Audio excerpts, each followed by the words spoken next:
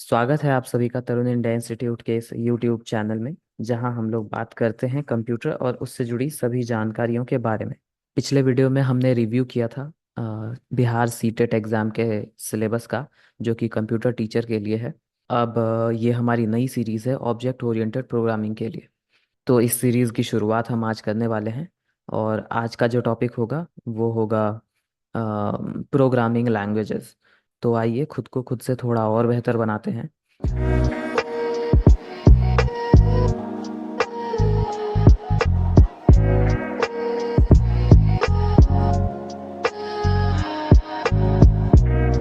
तो जैसा कि आप देख सकते हैं, इस वर्ड में लैंग्वेज का यूज़ किया गया है। तो इसका मतलब है, ये हमारी साधारण भाषा की ही तरह है। जैसे हमारे ज़िंदगी में हमारे एक दूसरे देशों की बात करें तो हर देश का अपना एक लैंग्वेज होता है, हर रीजन का अपना एक लैंग्वेज होता है। और उसी तरह से कंप्यूटर्स की भी अपनी लैंग्वेजेस हैं। हम क्यों इस्तेमाल करते हैं लैंग्वेज? तो जब दो दो लोग आपस में बात करते हैं और एक दूसरे को उन्हें समझाना होता है अपनी बातें, तो हम लैंग्वेजेस का इस्तेमाल करते हैं, हम किसी भाषा का इस्तेमाल करते हैं। चाहे वो इंग्लिश हो, हिंदी हो, संस्कृत हो, मराठी हो, या फिर कोई भी लैंग्वेज हो। लैंग्वेज वो जरिया है जिससे हम अपनी भावना को एक्सप्रेस करते हैं, हम सामने वाले को बताते हैं कि हम क्या कहना चाह रहे हैं। उसी तरह से ये जो प्रोग्रामिंग लैंग्वेजेस होती हैं वो कंप्यूटर के लिए होती हैं। कि अगर हम कंप्यूटर को कुछ कहना चाहते हैं कि तुम मेरे हिसाब से कुछ काम करो, तो वो लैंग्वेज प्रोग्रामिंग लैंग्वेजेस होती हैं।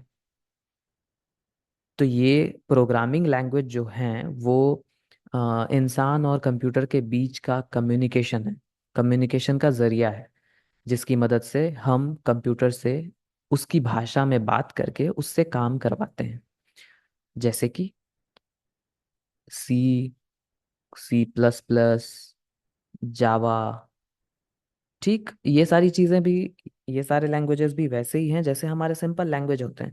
जैसे सिंपल लैंग्वेजेस में ग्रामर्स होते हैं, रूल्स होते हैं, रेगुलेशंस होते हैं, जिससे कि सामने वाला सही स्टैंडर्ड्स को पकड़ के और एक्चुअल फॉर्मेट में आपके एक्सप्रेशंस, आप जो कहना चाहते हैं, वो समझ पाता है।